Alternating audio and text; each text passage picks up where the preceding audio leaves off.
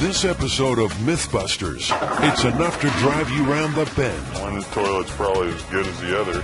Our new host gets a hazing, then a blazing, as we turn up the heat on the exploding toilet myth. He's still holding the cigarette. The clothing gets kinky in the quest to answer an age-old weather mystery. And staring down the barrel, Adam and Jamie take aim at the myth of the magic bullet. Who are the Mythbusters? Am I missing an eyebrow? Adam Savage. I always enjoyed seeing Adam in pain. Oh! And Jamie Heineman. Jamie wants a big boom. Between them, more than 30 years special effects experience. Feels kind of sexy. They don't just tell the myths. Farewell, cruel world. They put them to the test.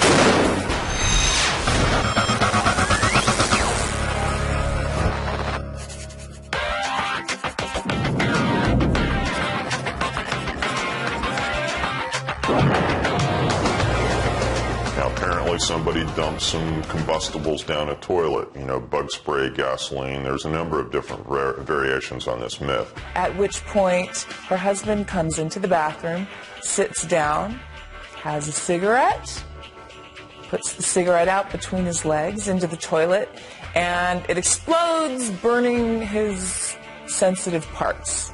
Good. That sounds like a perfect job for the blast chamber. It should be easy for the Mythbusters to get this one in the can. All they have to do is buy a toilet, dump a range of combustible materials into it, drop in a lit cigarette, and watch the fireworks. With your years of experience of exploding toilets and combustible gases, what do you think the hard part of this experiment's going to be? I'm trying to think of various ways that we can actually make that toilet blow up. And, you know, maybe the gasoline or maybe the bug spray will do it. But if not, you know, there are other things that we can put in there. Like a grand finale? Yeah, one way or another, we're going to blow up that damn toilet. Okay, good. First step, down to the local junkyard on the lookout for a toilet. Now, you'd imagine that most toilets are pretty much the same, but Jamie's being fussy. Well, there's less water in the closet. This one's too shallow. The explosive we're going to put in here is heavier than air, so it's going to rest in the bowl. The deeper the bowl, the more explosive force we get, the better the result. I don't think it really matters. You know, one toilet's probably as good as the other. This one doesn't have a top.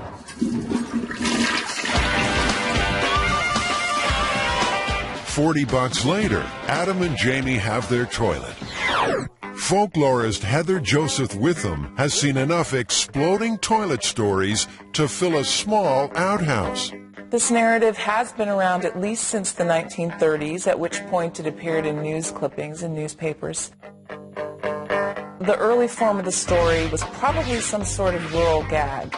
You have the wife of the house going and cleaning out the outhouse with some kind of kerosene or oil or other kind of volatile fluid, at which point the grandpa goes out and sits down and lights his pipe, and he gets blown right off the outhouse seat. And as he's lying there amidst the rubble, he says, "Must have been something I ate." The bottom line is, Jamie plans to be sitting on the toilet when it goes up, so he'll need more than his trusty beret.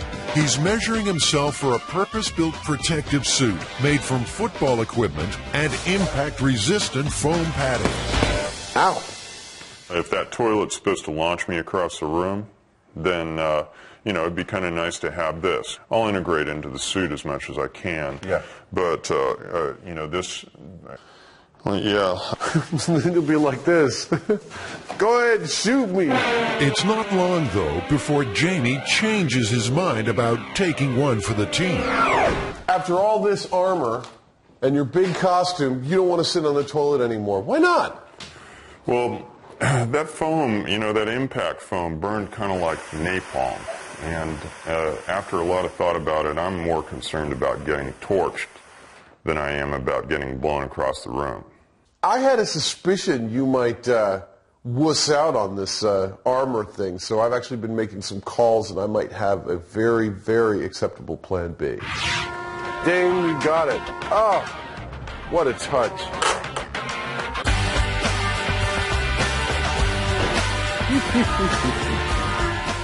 In this box right here is the new star of Mythbusters.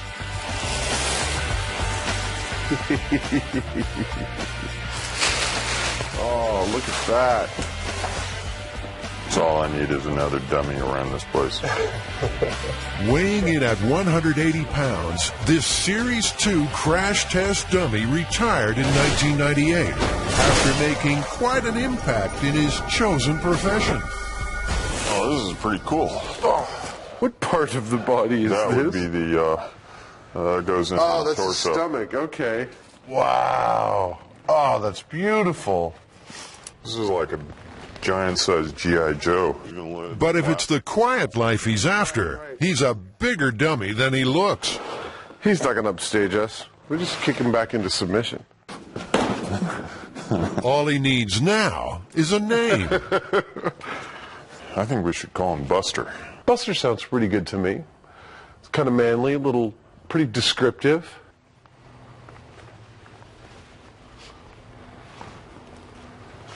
He doesn't have any ears. The next step, Jamie has to build a remote-controlled hand to drop the cigarette.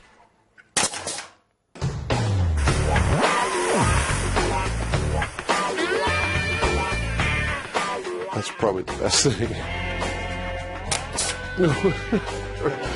Okay. Adam and Jamie have also had to build their very own blast chamber. It's made from a bulletproof material called Lexan, the same substance used in aircraft windows. Hopefully, it will survive its maiden voyage.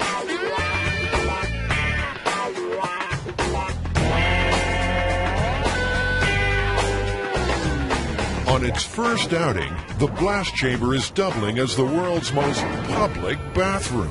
Like an hourglass, the sands of time. Moving inexorably towards toilet explosion. Inside, a high-speed camera has its beady eye trained on the bowl. It's running at 1,000 frames per second, 40 times faster than the average camcorder. The more frames exposed, the slower the picture. Normal camera, high-speed camera. Perfectly. That ought to work.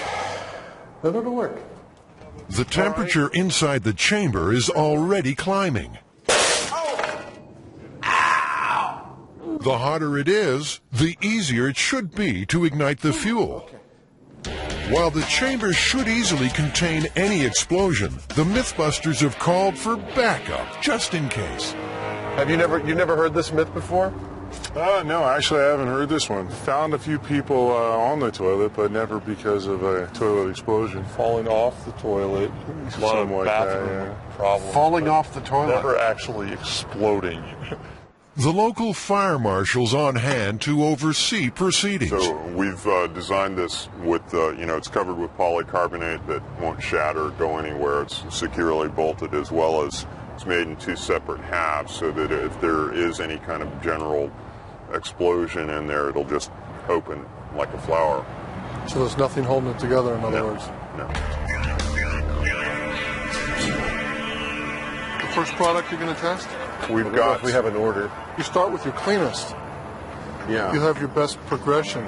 Is there that much of a difference between, like a coal or an ember dropping into a propellant and an actual lit flame? It depends on how much surface area you have on that coal. So a coal can light like a cigarette Absolutely. butt? Yeah, smoldering, yes. Combustible number 1. Mythbusters hairspray. It's what I use to keep my dew in line. How much of this stuff am I supposed to put in there? The myth said that the can of propellant got stuck open. So not knowing what to do with it, she emptied it out in the toilet. So I put a whole bunch in there. Oh, yeah? Yeah. Okay. You know, when you start to get dizzy, it's probably time to leave. Okay. A sensor measures the level of flammable vapor inside the chamber. Would seem we have some combustible gases in here. We're loaded and ready for ignition. Come on, say something cool. Release mechanism dropping by. That's it. Okay, 3, 2, 1, go.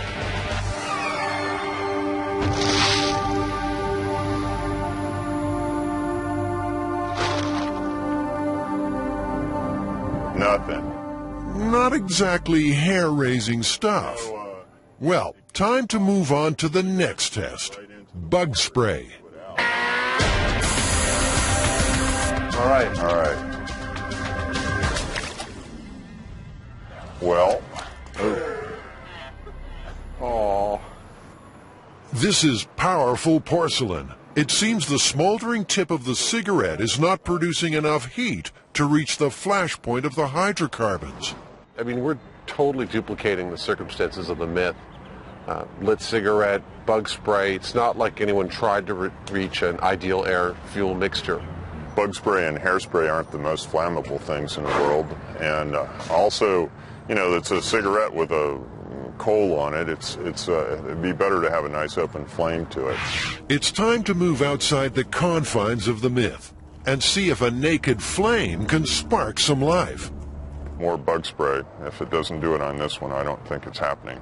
We still got a few more things to try, though, so be patient. All right. All right. This time, Jamie's giving it both barrels, the sensors squealing. Okay, here goes. There, go. Did it go in the toilet? It did, and there was actually a little poof in the toilet. Well, hardly 4th of July. Poof. We have poop. Testing 1, 2, 3. Time for butane to step up to the plate.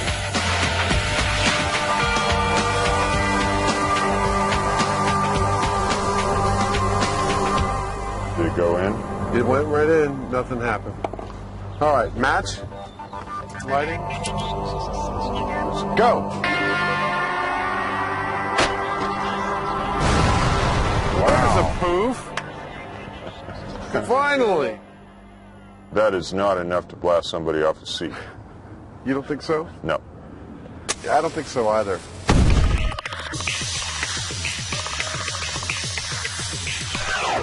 The Mythbusters are struggling to make the exploding toilet myth anything more than a flash in the pan. But this isn't the first time someone has put this story to the test.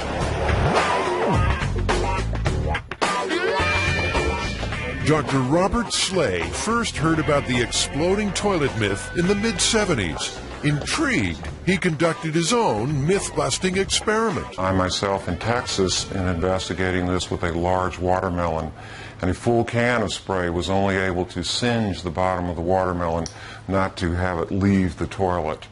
Dr. Slay says these stories are invaluable in a field where every day is a matter of life and death. I think they're therapeutic in the sense that it relieves stress. We know that humor used appropriately, particularly in tense work situations, tends to make people perform better. As you may well know, there are studies that show that people are more creative. They think of better solutions when they're working in what they call a fun environment or a place where there can be humor. Undeterred, Adam and Jamie head back to detonate this toilet. The myth is looking kind of unlikely at the moment, although, you know, gasoline is the big one. What do you think? Does that work? Oh, that's beautiful. Surely, dropping a cigarette into a pool of gasoline will produce some type of reaction. Let's get a wet towel ready in case extinguisher fails. Silly housewife, pouring gasoline down the toilet. Are you ready? I'm ready. Lighting cigarette. Okay, I'm going to drop it. 3, 2, 1, go. Nada. But the pool of liquid simply put the cigarette out. Try again, this time using the naked flame of the match. Lit, go. Okay, so you'd get a shock and a blackened backside, but it's still not the explosive force mentioned in the myth. So do you think that was enough to blow you off the toilet? No way. No way. It wasn't really like a concussive blast. I mean, it didn't, you know, I didn't see the chamber move very much at all. Finally, the moment the Mythbusters have been sweating on. It's time for Solution X, gunpowder. We have this black powder that, like, there's actually almost a full can of this. You think you could let us put it in the toilet and set it off? Sure, go ahead. Try a capful in a metal container and see what we get out of it. Okay. Now this looks more like it. The turkey basters. Oh, that's beautiful. So that made a nice woof, actually. Yeah, it did make a very nice woof. I saw a movie like this once. Get in, Lynn. Time for our new host to make his Mythbusters debut. The fire marshal seems to be getting a little nervous. How much? I put it all in there. That's too much. Half of it? That's a hell of a lot.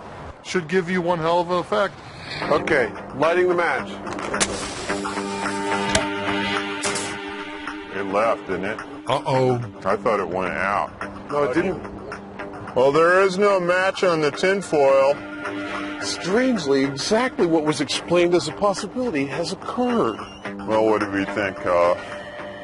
Time 5 minutes or something and then go in? Reasonable? 6:09. Sit tight, Buster. Your moment of glory has been slightly delayed.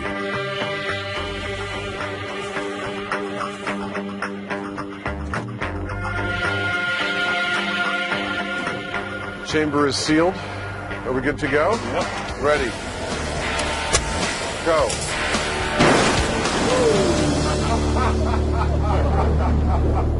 Well, I tell you what, you know, That was great. It didn't even move him. No, he didn't even move. It did blow his pants up, though. He's still holding the cigarette. That was fun. Congratulations. Not even half a tin of gunpowder could unseat our new star. If anything, it just enhanced his smoldering good looks.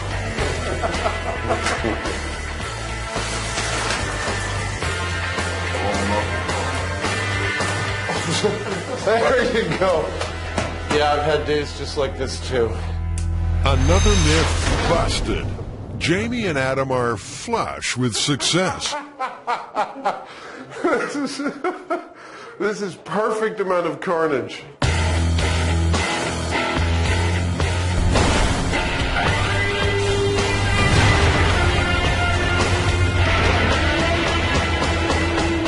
I'd say this, there's no way that you can put any combustible into a toilet that would move you. And what about their new co-star? I think you worked fantastically. In fact, we were able to set fire to his clothes, and he doesn't seem any the worse for wear. I mean, he smells a little bit, but I think he did fantastically.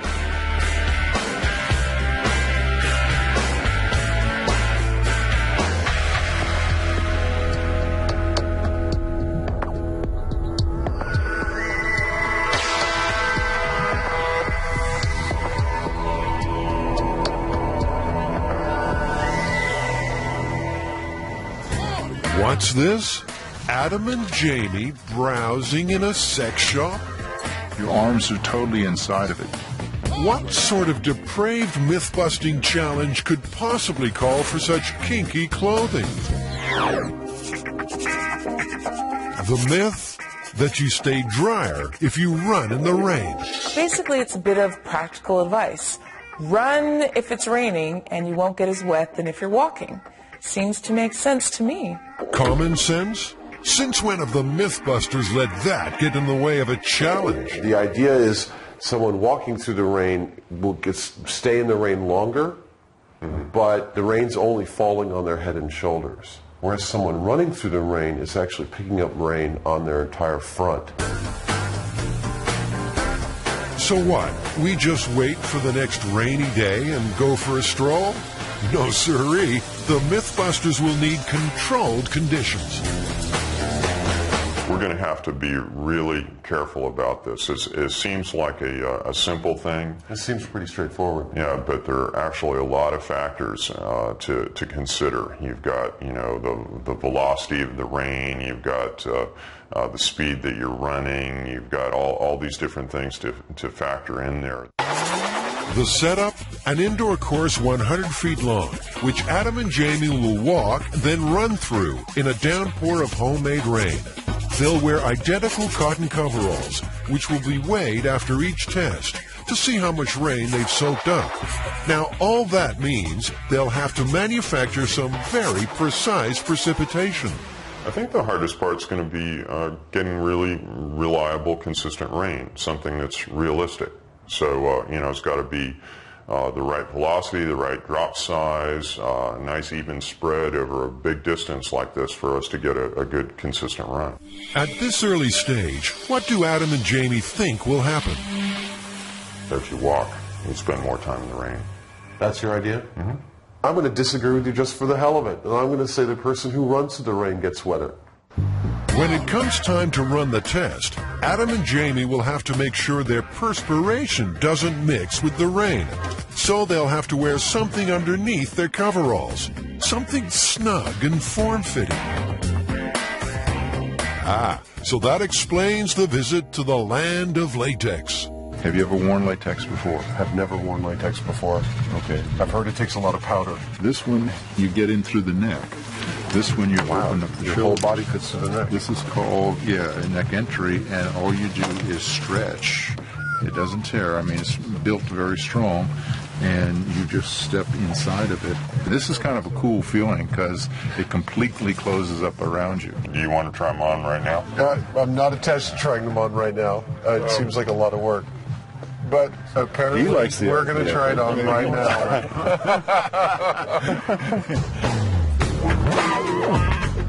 That's enough of that. How do you feel? Feel kind of sexy. It's funny because you bend your legs, you can feel them spring back again. You can. It's like, boink, boink. Though a little unsure at first, Jamie seems quite taken. The next step, buy some piping for their homemade downpour. Are these things sealed just by screwing them in tight? Teflon tape. You'd have to Teflon tape. I'd rather use the goop. It goes together quick. Okay, I was trying to accommodate you. You were like, we're going to have to glue all these together earlier. And when you've done special effects for as many sci-fi movies as Adam, you see irrigation equipment in a completely different light. Yeah, here you go. This I've seen in more than one movie as the business end of some kind of big gun. So we need like 40 feet of half-inch pipe and 150 feet of the 2-inch pipe.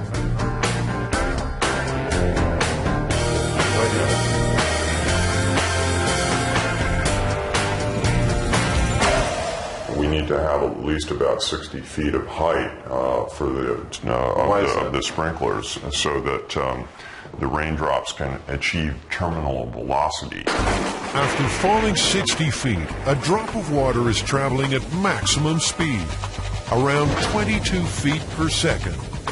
After that, it cannot go any faster, no matter how far it plummets. We just go up there with a hose, and squirt it down. It's not really going to be like real rain. It might be going faster or slower. We don't know. Over the years, several studies have sought to answer the question of whether you should amble or gallop through the rain. Meteorologists Tom Peterson and Trevor Wallace conducted their own experiment at the National Climatic Data Center in North Carolina. That's perfect. They simply waited for a downpour and stepped outside. We measured out an approximate course to try to get 100 meters, but we didn't feel like it was crucial to have exactly 100 meters because we weren't trying to see how much rain we absorb in 100 meters, but the relative difference between running and walking.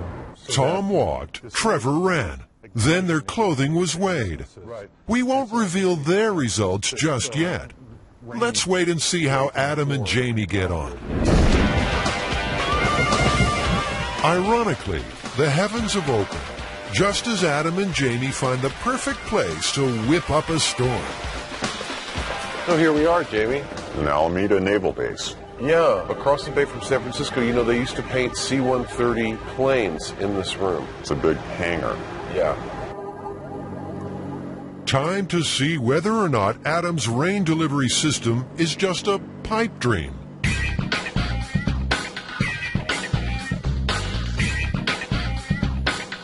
"150 feet of pipe with sprinkler heads every 6 feet. I'm actually really pleased with the way things are going. We've got half up already. I'm going to do the other half right now. And I got plenty of high points. It looks really stable. And as long as Jamie holds up on his end, we shouldn't be here too long. Jamie's working on getting water for the challenge. Not as easy as you might think on a rainy day.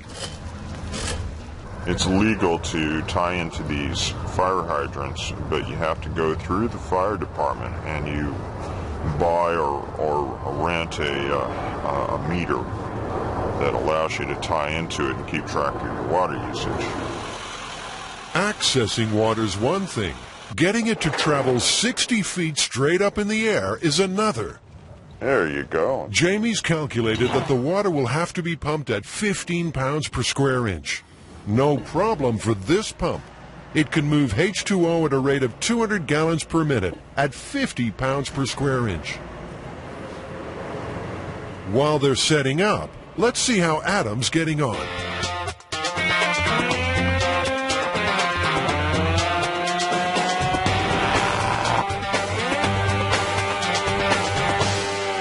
That might be enough, but you know what? I don't think so. Guess that means he's finished the rain rig. With the pipes in place and the water pumping, the Mythbusters are keen to give the rain a dry run.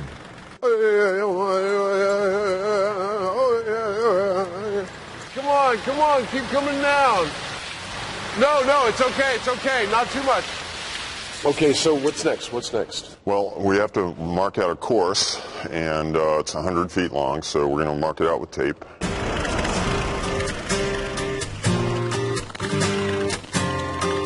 We need to get another roll and attach it to this so we can make it to the other piece of tape.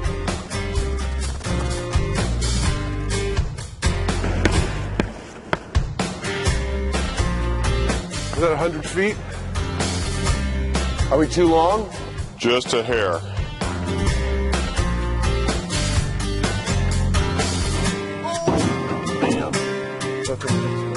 On some of the tests, they plan to add wind as a variable. You know, I'm not getting this at all. It's like you don't want one starting at the end line or at the start line? No. Here, come over here. I'll draw it out for you what I'm thinking. Probably here, blowing like this, or going like Looks this. like they can't agree on a fan plan. We want to get it the fans as close to the course as we can anyway. Not necessarily. Consistency is more important than the highest wind speed. Let's set it up my way first. Okay. Of course I want to set it up my way first. Do you want to set it up your way first? I don't care, actually, Adam.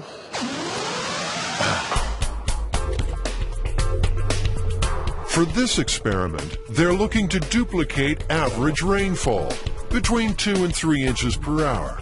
Digital gauges are set out along the course. Oh, these are fabulous. It's almost like whoever invented these didn't want to get wet when they were measuring the rain. We're going to run it for 5 minutes.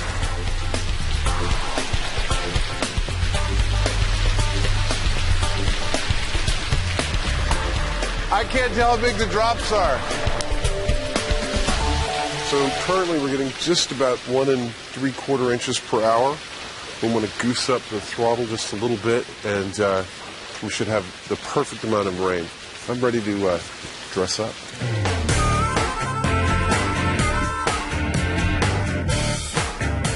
You ready? Ready as I'm gonna be.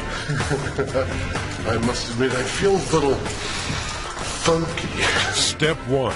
Make the rain more visible. Bubble, bubble, toil and trouble, fire burn and cauldron bubble. Step 2. Put on the coveralls. Each pair weighs 757 grams. Step 3, it's time to walk the line and find an answer to this age-old mystery. Walking.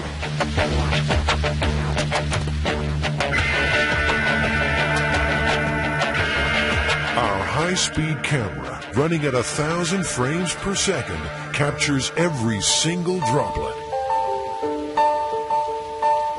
Adam and Jamie will walk the course twice, once with wind, once without. And stop. Each take is timed. Then the coveralls are straight off and onto the scales. 785 grams.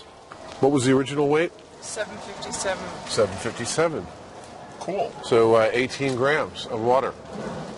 And the results faithfully recorded. Now, Jamie's turn to be under the weather.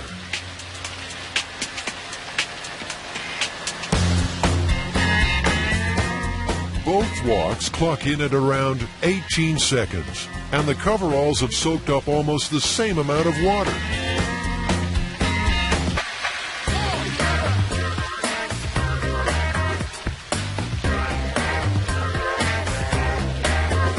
But what happens when Adam and Jamie up the pace?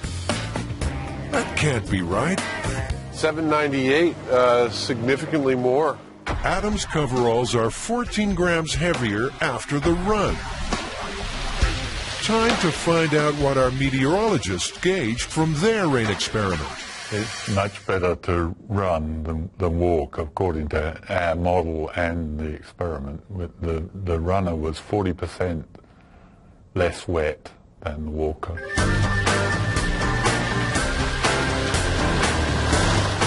On Jamie's run, the difference isn't as great. 793. But the raw data is still pointing to an answer that flies in the face of science. The results aren't what I expected at all, actually. The numbers are really close. We're only talking about a matter of a dozen grams here and there. So when we average it all out, I think it's going to show that running, actually, you get wetter, strangely. The difference is minute. Wind-blown rain makes the coveralls only a few grams heavier. The overall result, however, remains the same. At the end of the day, 8 pink-tinged coveralls tell the story. After the running, the rubber suits, the getting wet, crunching the numbers, what's the final result? What's the verdict? Better to walk than run. Really? Yeah. It was very clear. Over a 100-foot course with 2 to 3 inches per hour rain delivery. We got more than twice the rain per foot running than we did with walking. Is this one busted? This one's busted. Fact is that it's better to walk than to run in the rain.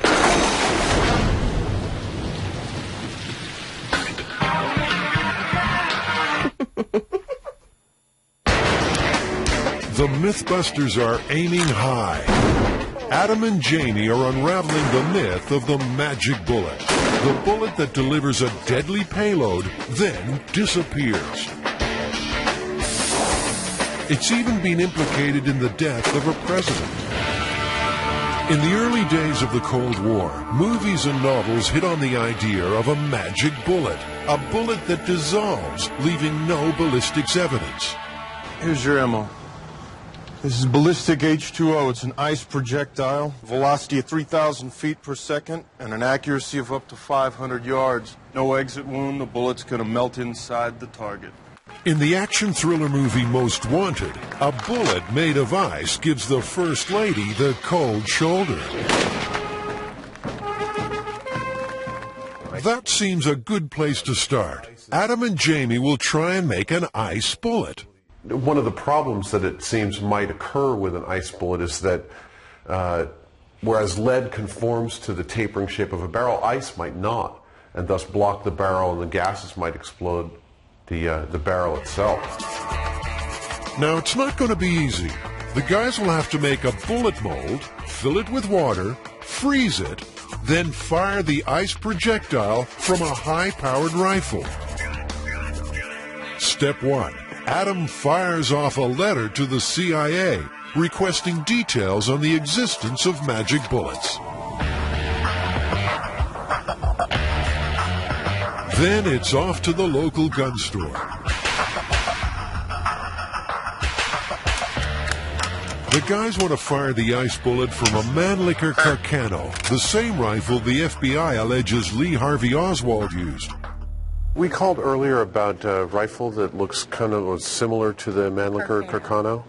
It's not exactly the same, but it's close enough. Have you ever heard of anyone trying to fire a bullet made of ice out of one of these? No, I haven't. I know it's a myth. You know it's a, you've I know heard it's the a myth. myth, but I've never actually heard of anybody trying it. I don't think it's feasible. So why don't you think it's feasible? Because ice melts. When buying a weapon in California, there's a 10-day waiting period, so it's back to base.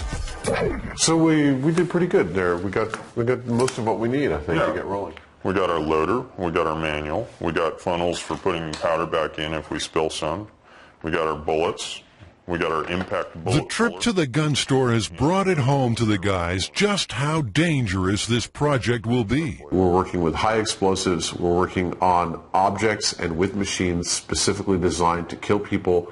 That safety's got to be paramount through every step of this. Anytime we modify a gun, even the slightest variation in loading the bullet into the cartridge can cause the thing to explode in the gun. It could be very dangerous. A big X factor is gunpowder.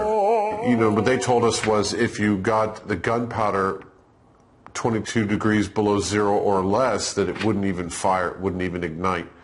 What Jamie's looking at doing is casting it in such a way as to isolate the tip of the bullet from the rest of the bullet. While Jamie starts making a bullet mold, Adam's hard at work on their intended victim. This is actually a model of my face that Jamie and I did probably about 10 years ago. I was bald and clean-shaven, and I figured, you know, it's a perfect time to cast her head. The dummy will be made from ballistics gel, a substance used by the FBI. Made from animal products, the gel mimics human flesh.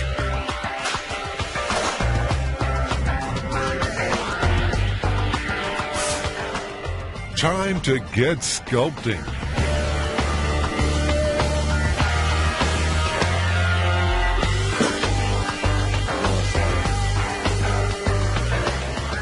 The dummy will have to be chilled for 48 hours. Where are they going to find a big enough freezer?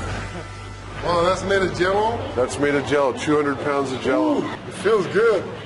Right over there. It's over to the cool room at the local deli.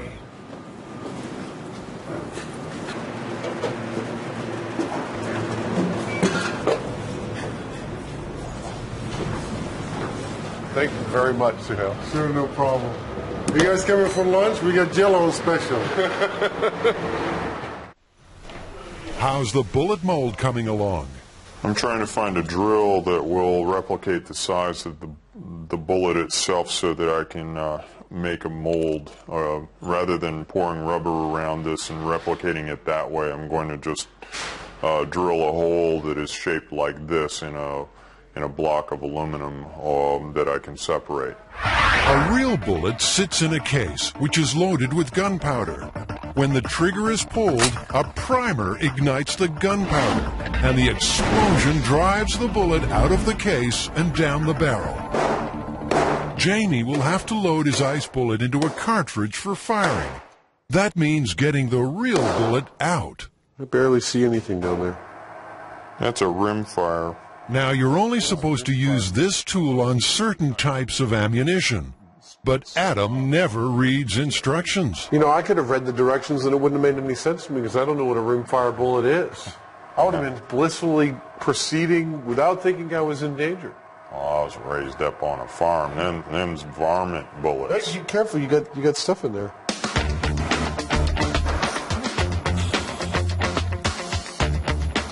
The ice bullet mold is ready to go.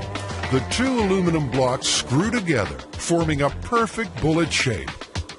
Jamie pours water into the mold and dunks it in liquid nitrogen. Looks good. Looks like a bullet to me. But getting the bullet out of the mold in one piece is proving a problem. You know, it didn't come out all in one piece. I need to put a coating on the inside of the mold so that the ice comes out easily because it's very brittle. We don't want to break it before we get it in the gun. The alarm bells are ringing already. If an ice bullet is too brittle to survive the mold intact, how could it be fired from the barrel of a rifle? A bullet does not stop accelerating once it leaves the gun. It actually gets propelled by heated gases exploding from the barrel. Is it really possible that a simple ice projectile, no matter how cold, could withstand such forces and reach its target intact? This man says no. Dr. Roger McCarthy is the chairman of Exponent, a company whose success comes from the failure of others. He spent his life investigating everything, from faulty massage chairs to major disasters. He's also studied the magic bullet theory. In particular, the idea that JFK was killed by a magic bullet, fired by a second sniper on the grassy knoll. But Dr. McCarthy's magic bullet isn't made of ice. It's metal, hollowed out, and filled with liquid. A liquid bullet was one of the few ways to guarantee that all the energy of the bullet would be dissipated in the target and there would be no exit wound. Because a bullet exiting the target is a complete waste of energy. You never want to see that as a professional assassin. In the wake of JFK's assassination, the magic bullet theory was dismissed for one simple reason. The sniper would have been on the right of the motorcade, but there was no exit wound on the left side of the president's head. But because it has less mass than a conventional bullet, a liquid bullet wouldn't exit the target. I was able to show in my experimentation that the pressure wave being introduced by the bullet into the skull and then bouncing off the other side will in fact expel all the parts of the bullet out. Ice projectiles. What do these people think of next? Fruity flavors? No. What's this? But the Mythbusters aren't beaten yet. There's stuff to make a bullet out of. Imagine you're an overworked forensics expert. Would you be looking for a slug made of meat? What did you do today, honey? I made a meat bullet. Is that what the kids are calling it these days?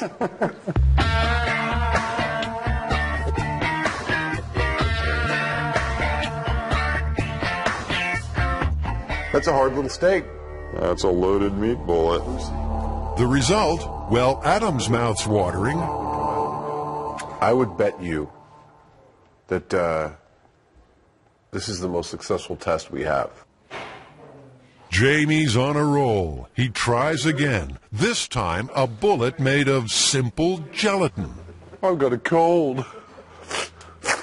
This is looking really promising because it's not at all brittle. Why don't you mess with that? That's sealed up.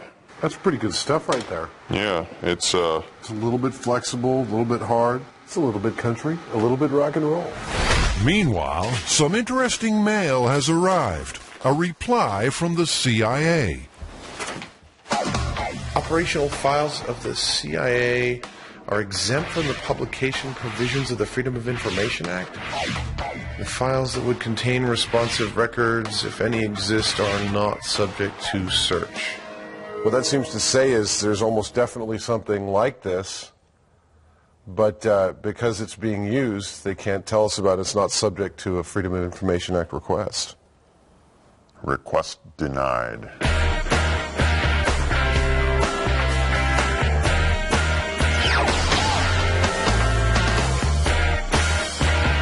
Jamie, let's put up a dummy. Time to see if the Mythbusters' magic bullets are at home on the range. How you doing there, buddy? How you doing? Yeah, you're doing so good. We're gonna shoot you. To make sure everything's above board, we've had to call in one of San Francisco's finest to oversee this shoot. I have a concern about what we do if the rifle doesn't fire, actually. If we get the round too cold and when we pull the trigger it doesn't fire, is it in danger of actually going off if it warms up?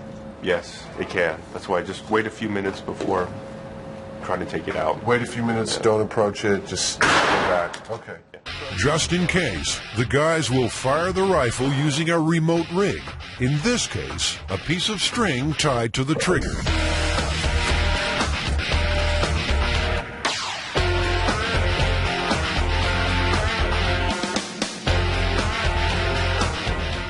That's a nice meat bullet if I ever saw one. Which I never have. Back in the Army? But will it make mincemeat of the dummy? 3, 2, 1. Let's go take a look. The beef bullet exploded. Specks of meat are embedded in the torso. Unfortunately, there's also plenty of ballistics evidence left behind.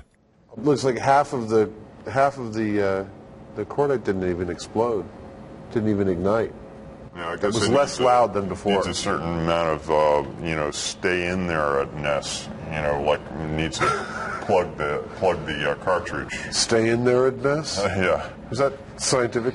Maybe a gelatin bullet will have that elusive stay in there-ness. The gel is colored with food dye, so it'll show up in the dummy. Ready to fire, guys. Everybody ready? We're all ready. Let's go. There we go. Good. Grab the cord. And 3, 2, 1. Bullseye. That was a bigger boom. But there's still a problem. The gel bullet struck the dummy at 3 times the speed of sound and with a force of more than 2,000 pounds per square inch. But even so, I went in about an inch. That's not much penetration. If you compare the gel bullet with the effects of a real Carcano or a 6.65 millimeter round fired from the same rifle, you can see that the frozen gel just won't work if firing over a distance.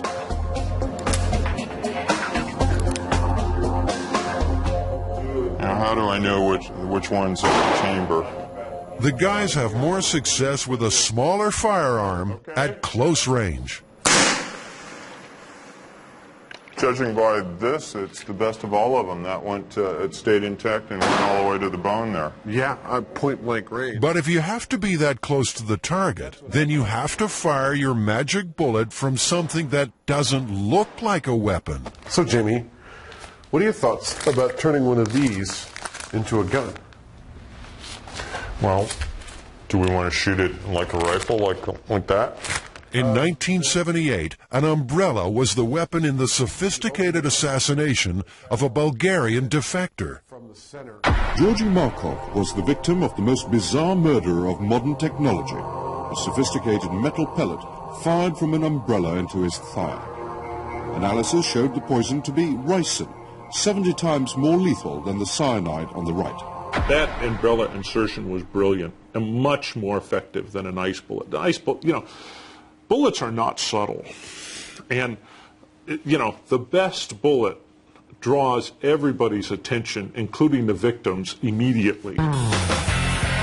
In true Mythbusters style, Jamie's going to build his own umbrella gun from scratch. A chamber near the handle will be charged with compressed air from a dive tank. That's great, Jamie. The air will drive the gel bullet from the umbrella tip at supersonic speed. It's a big call. The CIA would spend years developing such a weapon. Jamie's got 3 days. I have no idea how fast that's going to propel something, but... I mean, in the realm of what we've done for Mythbusters, isn't this kind of one of the most dangerous things we've tried yet? Probably. I mean, there is a lot of energy in there, and it's not to be underestimated. Like I said, it will remove flesh from your bones. We're making a super high-pressure gun here, and so I'm trying to keep it really simple and also make sure that it's safe. So I'm overbuilding it a little bit.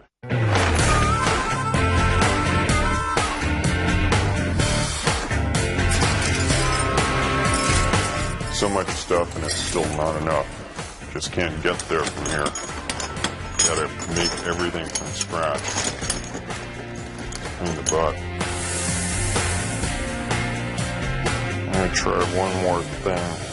It should hold a little better than that, shouldn't it? One would think so. Jamie's getting frustrated. Air from the scuba tank is getting into the chamber.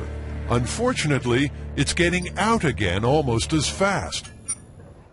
I'm a little pissed off. This thing's taking way too long. What's going on with it? One stupid little seal.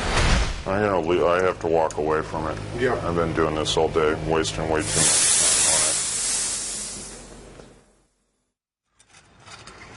And when the troublesome gunbrella is finally tested with a BB... And watch out, watch out. Adam's far from impressed. Yeah, it's only like 3/4 of an inch in there. Here, we can, okay. About like that? Yeah.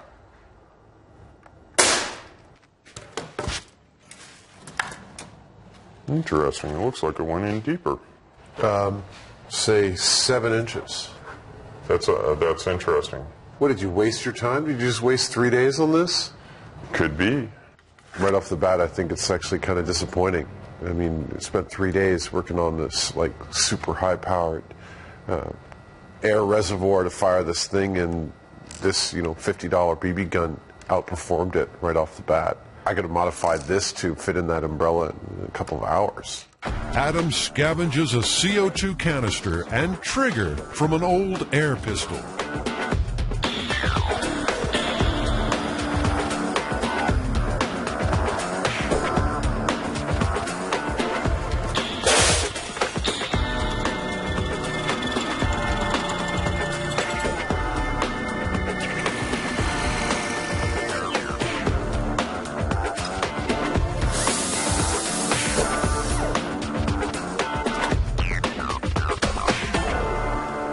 We're loaded and ready to go.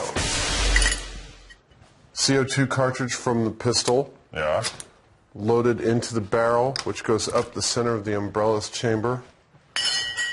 And comes out the tip. And the trigger mechanism will be like a ball bearing on a leaf spring going, because that gun fires the same way the other one does, just a weight against that thing. Okay. That pretty cool? Yeah. So umbrella's at 30 paces. Looks like we're going to be pitting your umbrella against my umbrella. My umbrella's going to take you down. We'll see about that. Absolutely. You won't even know it's an umbrella. I mean, you won't even know it's not an umbrella. In California, a weapon like this is illegal, but we have police permission and supervision. Umbrella guns loaded, point blank, in 3, 2, 1. Wow, that was really effective. That went all the way into the sternum. I mean, that went all the way in. The projectile is tiny, but could easily carry a lethal dose of poison. Both umbrellas worked better than the real guns. Looking at this 22 hole, Jamie, I see burn marks around the edge, whereas our 2 umbrella guns left absolutely no evidence at all that it was even a ballistic hit. It's just a hole. Yeah, and they did just as much damage. Absolutely. I mean, I think they're the cleanest things we got today. I'd go with the air gun. I'd go with the air gun myself. And the magic bullet? It seems any substance that would melt inside a human body is too fragile to be successfully fired from a high-powered weapon. So, myth busted? Absolutely. Does Roger McCarthy believe JFK was killed by a liquid bullet fired by a second sniper on the grassy knoll? And the answer is, we'll never know until the National Archives finds President Kennedy's brain. Because President Kennedy's brain was not buried with his body. It was put in a specially sealed container and given to the National Archives for safekeeping. They have subsequently lost the president's brain.